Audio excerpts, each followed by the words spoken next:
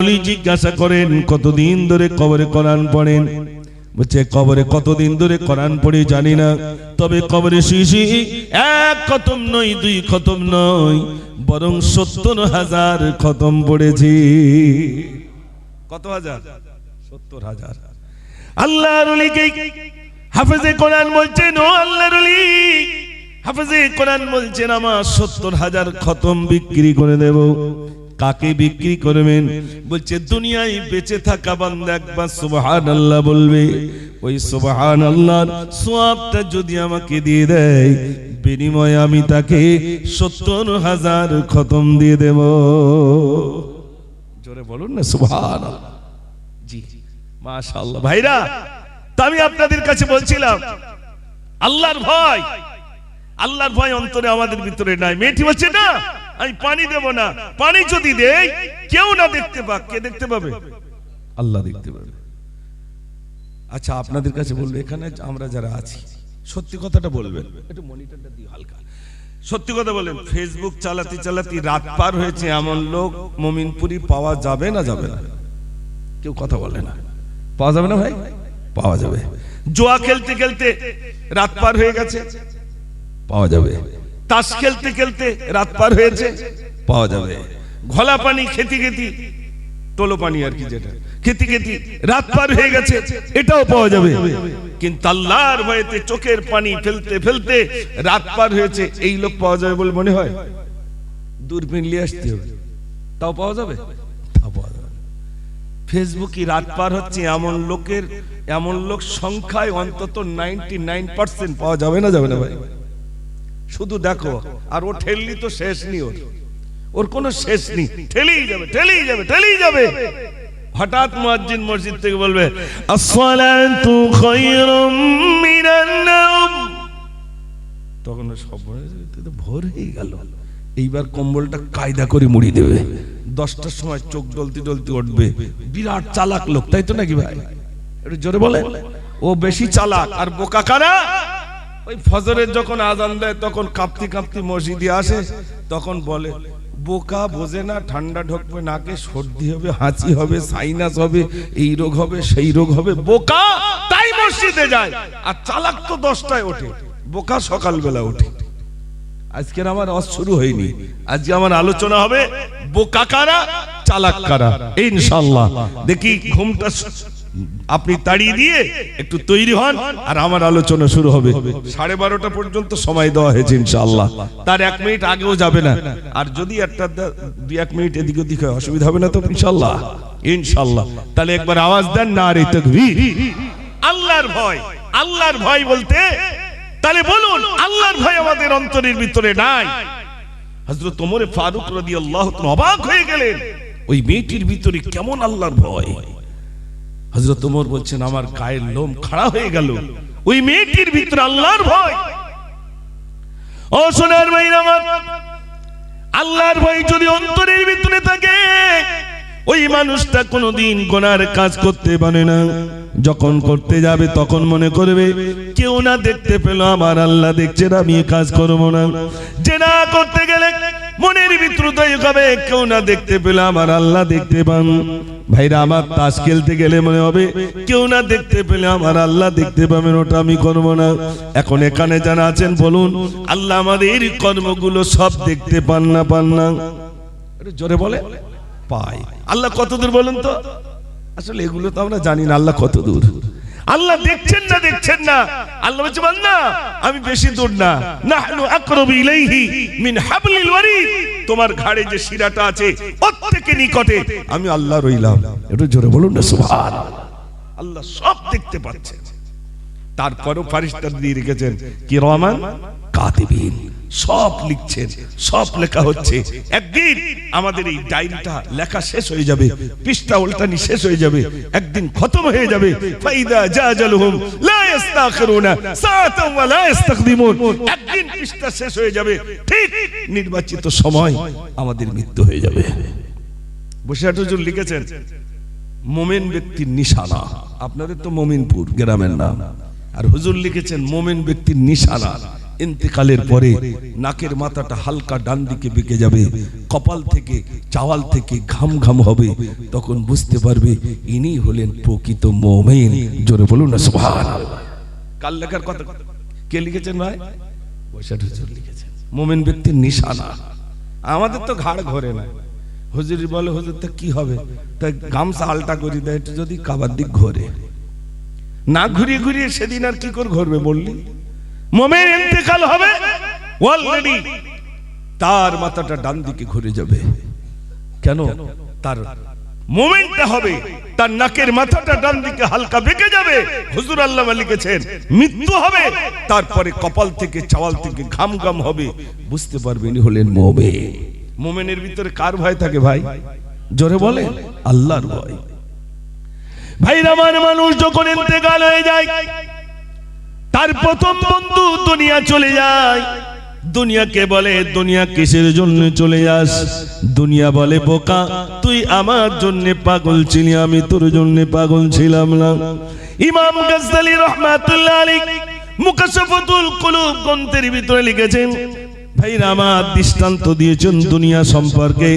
কোন মানুষ যদি পানি তেমনি করে ধরে, হাতের আঙুলের পাকা থেকে যেমনি পানি চলে যায়, দুনিয়াটা ঠিক তদ্রূপ আমাদের থেকে পালিয়ে যাবে। দুনিয়া দুনিয়া দুনিয়া দুনিয়া করে পেরেছান, এ দুনিয়া প্রথমেই পালাবে। ও সোনার ভাইরা, দুনিয়াকে আমার থেকে আপনার থেকে পালিয়ে যাবে। দুনিয়াকে বলবে দুনিয়া তুই কিসের জন্য চলে যাস? দুনিয়া বলবে বোকা, তুই আমার জন্য পাগল ছিলি, আমি তোর জন্য পাগল ছিলাম না।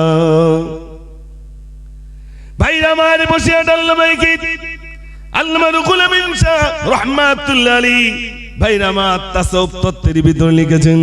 আর ইমাম গাজ্জালী রাহমাতুল্লাহ আলাইহি ভাইরা আমার মুকাশশাফাতুল কুলুব গ্রন্থের ভিতরে এই ঘটনা উল্লেখ করেছেন। দুনিয়াটা কেমন? হযরত ঈসা আলাইহিস সালাতু ওয়াস সালাম দূর সফরে যাবেন, বাড়ি থেকে একজন সঙ্গীকে নিলেন, 3টে রুটি বানিয়ে নিলেন।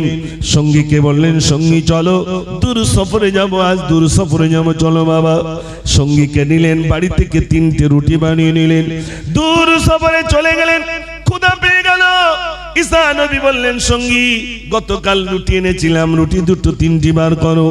রুটি 3টে বার করে ঈসা আলাইহিস সালাতু ওয়াস সালাম একটা খেলেন, সঙ্গীকে একটা দিলেন, আর বললেন একটা রুটি প্যাকেটের ভিতরে রেখে দাও, ক্ষুধা পেলে 3য় রুটিটা আমাকে দিও। বলছে হুজুর ঠিক আছে। ভাইরা আমার দুজনে খাওয়া দাওয়া করে নিলেন, একটা রুটি প্যাকেটে রাখতে বললেন সঙ্গী কি।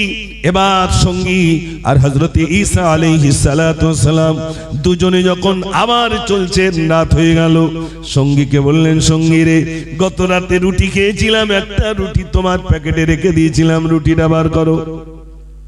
সঙ্গী বলছে হুজুর রুটি আপনি দেননি, যা এনেছি দুজনে তা খেয়ে নিলাম, রুটি আপনি দেননি, রুটি আপনি দেননি। ঈসা নবী দেখেন সর্বনাশ, আমার সঙ্গী আমার সঙ্গে প্রতারণা করে মিথ্যা কথা বলে। চলো চলো ঠিক আছে, এর সঙ্গে চলো। ভাইরা আমার দূর দূর সফরে যাচ্ছেন, সামনে গিয়ে একটা বিরাট নদী পড়লো। নদীতে কোনো নৌকা নাই, জাহাজ নাই। ঈসা নবী বললেন অনুসারী এই নদীতে কোনো নৌকা নাই, জাহাজ নাই, কিছুই নাই। এক কাজ করো, তুমি আমার হাতটি ধরো, এই নদীটা আমি আর তুমি হেঁটে হেঁটে পার হয়ে যাবো। হযরত ঈসা আলাইহিস সালাতু ওয়াস সালাম সঙ্গী কাঁধ ধরলেন, নদীটা হেঁটে হেঁটে পার থেকে ওপারে চলে গিয়ে বললেন সঙ্গী শোনো, আল্লাহর কুদরতি ক্ষমতায় এই নদীটা কেটে কেটে আমি আর তুমি পার হলাম। আল্লাহর কুদরতি ক্ষমতায় নদীটা হেঁটে পার হলাম। সেই আল্লাহকে সাক্ষী রেখে বলো 3য় রুটিটা কোন ব্যক্তি খেয়েছে? হুজুর এই জন্য নদী হাঁটাচ্ছেন? রুটি আমি খাইনি। ও যতই নদী হাঁটা, আর চোর কি অত সহজে শিকার হয় ভাই? না। ঈসা নবী বললেন চলো বাবা। বেশ কিছু দূর গেলেন, গিয়ে দেখছেন একটা হরিণ হেঁটে যায়। ঈসা নবী বললেন হরিণটাকে ধরো। হরিণটাকে ধরলেন, বললেন জবাই করো। জবাই করলেন, বললেন গোশতগুলো ভুনা করে নিয়ে এসো। গোশতগুলো ভুনা করে আনা হলো। ঈসা নবী এবং সঙ্গী দুজনেই যখন খেয়ে নিলেন, হযরত ঈসা আলাইহিস সালাতু ওয়াস সালাম বললেন সঙ্গী আর কিছু বাবা পড়ে আছে, ওজনে আছে, হাড়গুলো নিয়ে এসো। যেই না হাড়গুলো আনলেন, ঈসা নবী ফু দিলেন, সঙ্গে সঙ্গে হরিণ মেরে গেল। ঈসা নবী বললেন, অনুসারীরে, আল্লাহর কুদরতি ক্ষমতায় হরিণ ধরলাম, জবাই করলাম, গোশতগুলো ভুনা করে খেয়ে নিলাম, অবশিষ্ট হাড়ে ফু দিলাম, হরিণ মেরে গেল। আল্লাহর কুদরতি ক্ষমতা এমনটি হলো। সেই আল্লাহকে সাক্ষী রেখে বলো, তৃতীয় রুটিটা কোন ব্যক্তি খেয়েছে?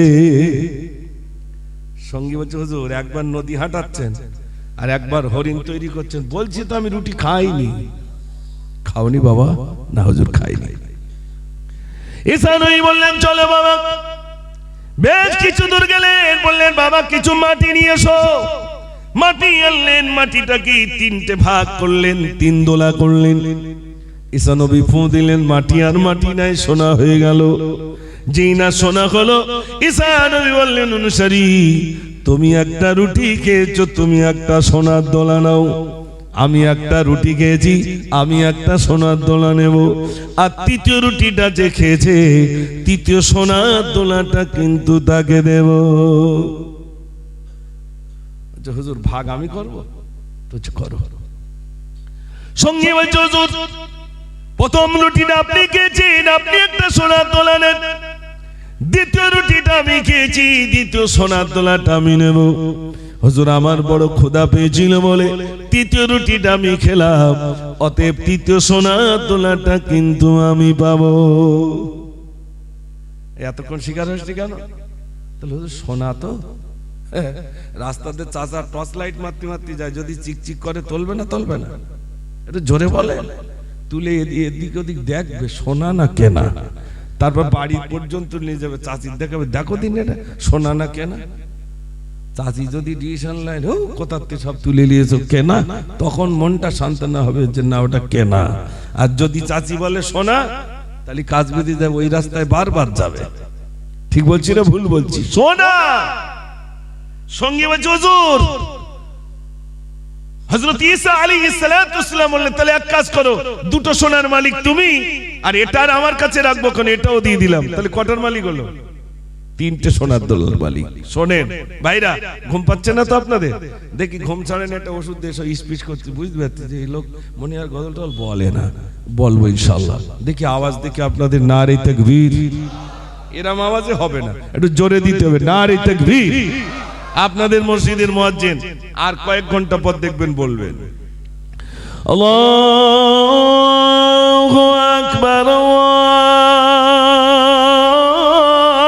আকবার। আল্লাহ মহান, আল্লাহ বড়। মুয়াজ্জিন বলবে না? বলবে না? বলবে। তারপরে বলবেন, আশহাদু আল্লা ইলাহা ইল্লাল্লাহ, আমি সাক্ষী দিতেছি আল্লাহ ছাড়া কোনো মাবুদ নাই। একটু জোরে বলুন না সুবহানাল্লাহ।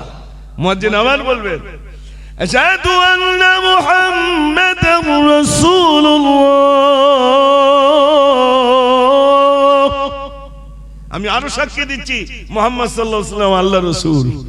মুয়াজ্জিন বলেন, হাইয়া আলাস সালাহ।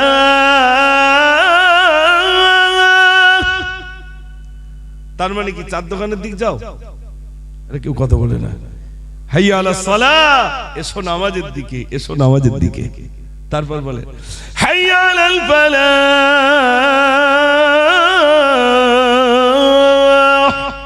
এসো কামিয়াবির দিকে, সফলতার দিকে।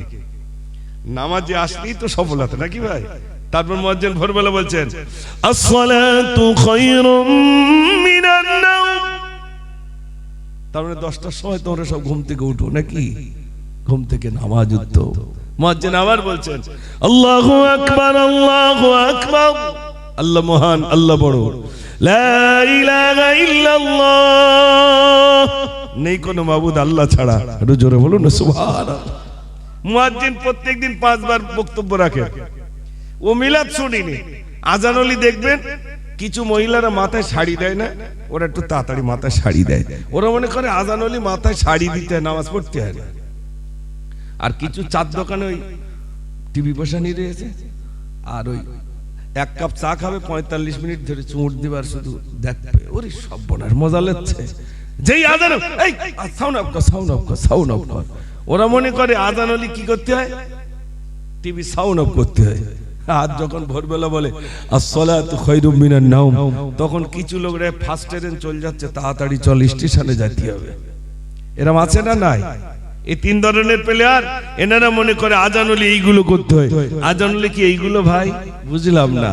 আমি একটা গজলের ভিতর লিখেছিলাম, ফজর গেল ঘুমের ঘরে, জোহর গেল খেলে দুলে, আবার আসিরের ওই আজান দিলে আমি কাজে রওনা, নামাজ হলো জান্নাতের ওই ঠিকানা। মনে করছে মাগরিবটা একদম বাড়ি গিয়ে পড়ব।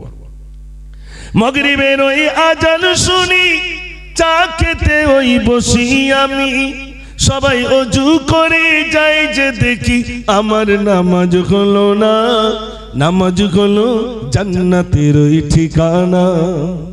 মাগরিবটাও চলে গেল, মাগরিবও চলে গেল, ভাবছি এসাটা ছাড়বো না।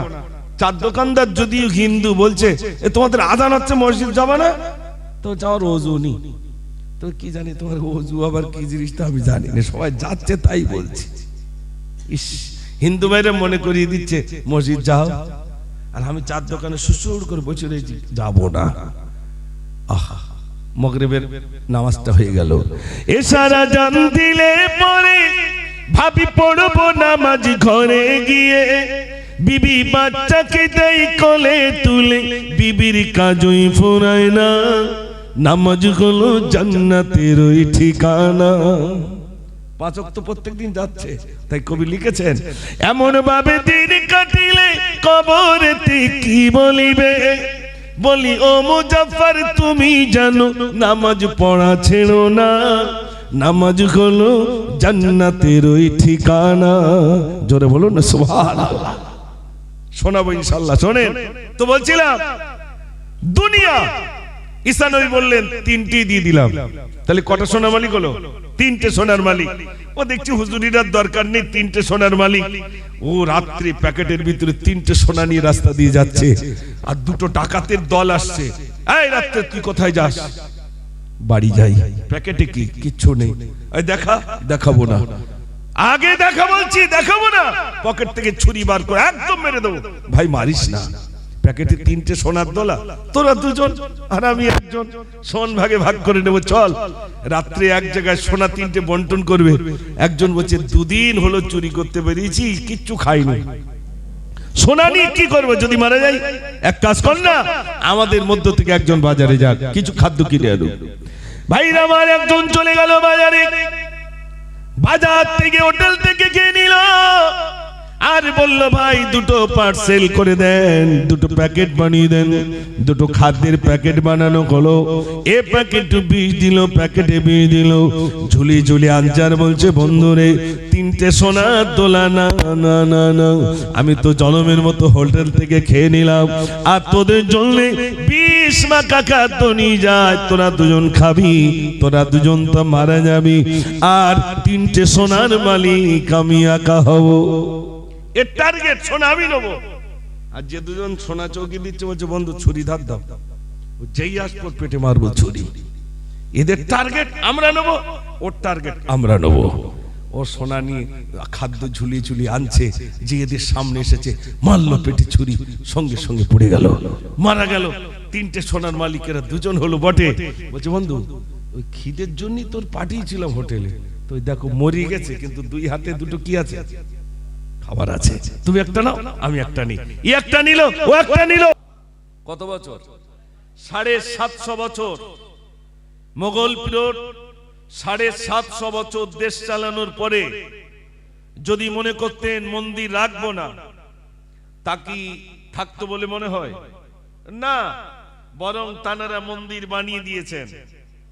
যে যার ধর্ম পালন করবে, ইসলাম ধর্মাবলম্বী আমরা জানারা, আমরা জানি জোর করে জুলুম করে কারুর জায়গার উপরে মসজিদ বানালে সেটার মসজিদ থাকে না। থাকে না কি ভাই? সেখানে থাকে না।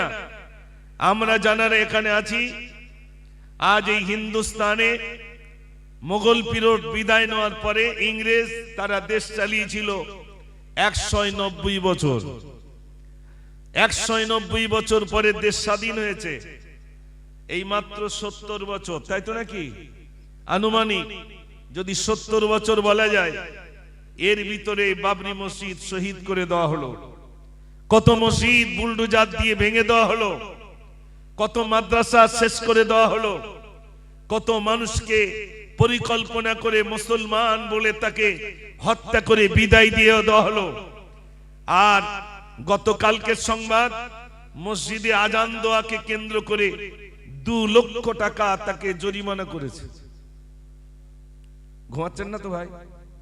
মাশাআল্লাহ, ঘুমালে হবে না, সজাগ হতে হবে। আজকে আমাদের সম্পদগুলো লুটবার জন্য যে বিরাট ভাবে পরিকল্পনা, হিন্দুস্তান থেকে মুসলমানকে কিভাবে বিদায় দিয়ে দেওয়া যায়, তার জন্য এনআরসি করলো। এনআরসি করে মুসলমানকে জব্দ করা যায়নি। সিএএ বিল পাস করা হলো, তাতে মুসলমানকে জব্দ করা যায়নি। তাকে ইলজাম দেওয়া হলো মুসলমানকে লুঙ্গি পরা, জঙ্গি, সন্ত্রাসী, আতঙ্কবাদী, বিভিন্ন লকাব দিয়েও মুসলমানকে জব্দ করা গেল না। এখন জব্দ করার পরিকল্পনা, ওয়াকফ সম্পদ নিজের আয়ত্তের ভিতরে নিয়ে নাও। যদি ওয়াকফ সম্পদকে নিজের আয়ত্তের ভিতরে আনা যায়, হিন্দুস্তানের মসজিদগুলো খতম করতে আমাদের সুবিধা হবে। হিন্দুস্তানের মাদ্রাসা, হিন্দুস্তানের কবরস্থানগুলো বিলীন করে দেব। মুসলমান নীরবে সেদিন দেখবে কেন ওয়াকফ সম্পদ আমার আয়ত্তের ভিতরে এসে গেছে। এই কালা কানুন হিন্দুস্তানের বুকে যদি পাস হয়, আমরা যারা মুসলমান আছি, মসজিদ থাকবে কিন্তু নেতৃত্ব থাকবে না, হয়তো মসজিদ সেদিন ভেঙে দেবে। এর জন্য আমাদের প্রতিবাদ করতে হবে না? হবে না? একটু জোরে বলেন। প্রতিবাদ করতে হবে। আপনারা বলেন, এই হিন্দুস্তানে কি আমরা ওই যেমন নদীতে কচুর পানা ভেসে আসে ওই রকম কি আমরা ভেসে এসেছি? না।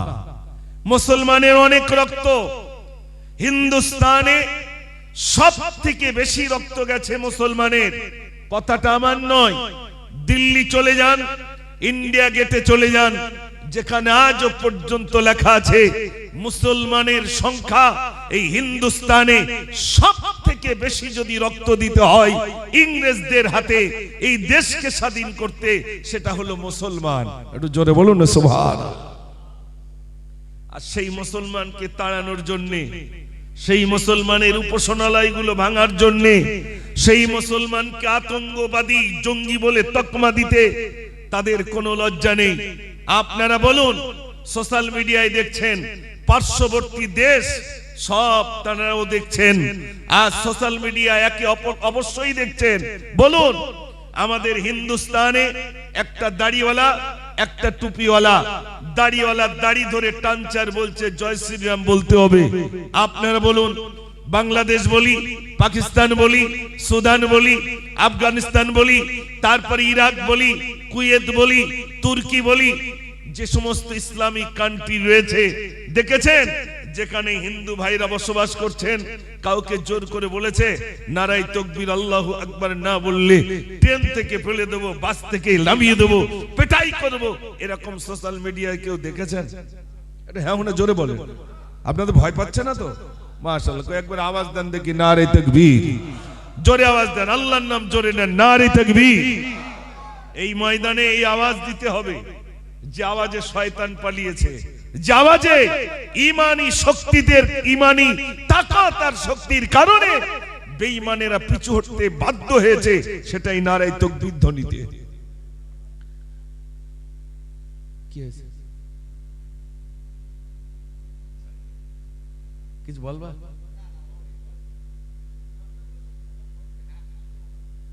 না না, এটা কি, এটা বলতে কি বলতে মুজাফফর নাকি? ও আচ্ছা আচ্ছা, না কাঠি মারার লোক অনেক রেস্তা। সোশ্যাল মিডিয়া ওইগুলো দেখতে চাই যে ওইগুলো একটু যদি ভালো ভাইরাল হয়ে যাবে। গুতোগুতি যত চালাবে, গুতোগুতি দেওয়ার লোক তো আছে, সেই জন্য বলছে আমার সঙ্গে সঙ্গে অ্যাটাক। হ্যাঁ, মুজাফফরকে অ্যাটাক করে ওরে শহরে বিরাট ব্যাপার, ভাইরাল। এরকম আছে না ভাই? মুসলমান মার খেয়ে মধ্যে যদি ভাইরাল হচ্ছে, ভাইরাল নিজের অস্তিত্ব বাঁচানোর লড়াই, ঠিক কি না ভাই? মুসলমান এই পর্যন্ত কোনদিন টিভি চ্যানেলে দেখেনি যে মুসলমান কে ভাগ করা হলো, যে মুসলমানদের ভিতরে অনেক দল, টিভি চ্যানেল তারা বলছে মুসলমানের ভিতরে এত এত ভাগ, কি না ব্রেলি, দেওবন্দি, ফুরফুরা, আহলে হাদিস, আজানগাছি, লামাজাবি, এরকম ভাগ করছে। তারপর বলছে কাদিয়ানি, তারপর দিচ্ছে শিয়া। মুসলমানের ভিতরে এত ভাগ আছে, তার মানে মাড্ডা খুব সহজ হবে, তাই না কি? মুসলমানের ভিতরে ভাগ বেশি, পেটাই করাটা সহজ।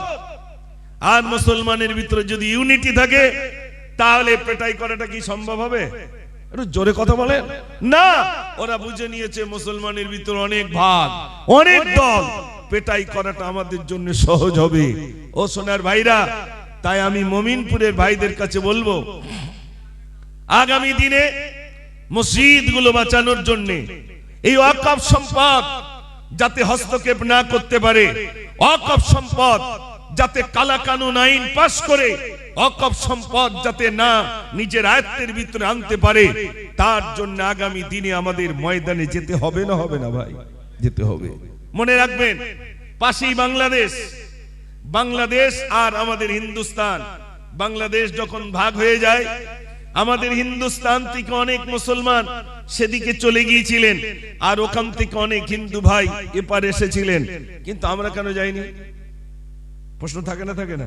আমাদের বাপ মারা, আমাদের পূর্বপুরুষরা কেন যাননি?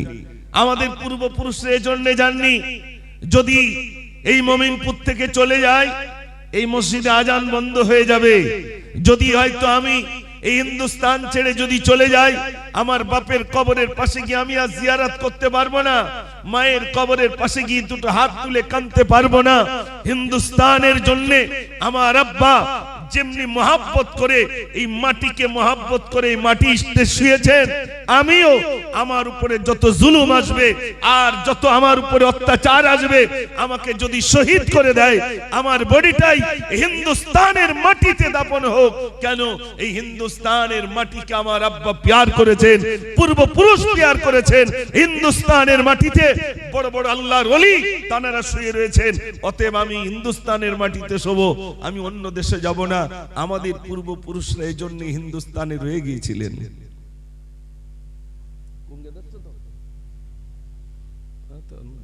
বলবো কি করে তাহলে? তো ভাইরা, আমি আপনাদের কাছে বলতে চাই, কবরস্থান কেন্দ্রিক আজ ইসালে সওয়াব, আমাদের বাপ মা ওখানে শুয়ে রয়েছেন, আমাদের চলে যেতে হবে, তাই তো নাকি ভাই? আমাদের একদিন ওই কবরে মাটি দেওয়া হবে। সোশ্যাল মিডিয়ায় দেখলাম ইন্দোনেশিয়ার একজন কারি সাহেব, তিনি মানুষকে কোরআন পাক শোনাচ্ছিলেন, কেরাত শোনাচ্ছিলেন। এত সুন্দর ভাবে তিনি কেরাত পড়ছেন, কিন্তু এরকম স্টেজে বসে, চেয়ারে বসে হাজার হাজার মানুষ তার কোরআন পাক শুনছিলেন, তেলাওয়াত। অথচ পড়তে পড়তে স্টেজেই ইন্তেকাল হয়ে গেল। তিনি কি আয়াতটা পড়ছিলেন? الذي خلق الموت والحياة ليبلوكم أيكم أحسن عملا। খুব দম দিয়ে বলছেন। এই আয়াতের পরে আজ যেতে পারেননি, আস্তে আস্তে নিস্তেজ হয়ে ইন্তেকাল হয়ে গেল। ইন্তেকাল তো হবেই, এপারে আছি ওপারে যাওয়া লাগবে, ঠিক কি না ভাই? এপারে আছি ওপারে যেতে হবে। সারা পৃথিবীর মানুষ তিনটে জিনিস বিশ্বাস করেন। মায়ের গর্ভে ছিলাম, বিশ্বাস হয়। দুনিয়া এসেছি, বিশ্বাস হয়। মৃত্যু হবে, বিশ্বাস হয়। কিন্তু মৃত্যুর পর আবার তুলবে, এটা অনেকের ব্রেনের মধ্যেই আসে না। বাদ দাও দিন মোলচারা ভয় দেখায়, ওই তো মরে গেল মানে হয়ে গেল, এরকম নাকি ভাই?